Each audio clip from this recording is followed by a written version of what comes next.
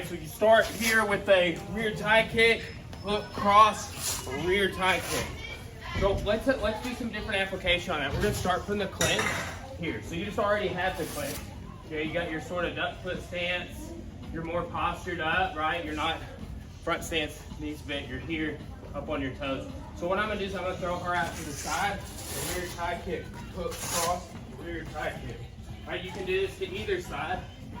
Here, rear tie kick, hook, cross, rear tie kick. Okay, so just start in the clinch. You grab me in a clinch, throw me out to either side. Here, move. Okay, and she's just targeting with the hands. You can cover, you can hold, whichever you want to do. Throw them out one side, then throw them out the other, then switch sides.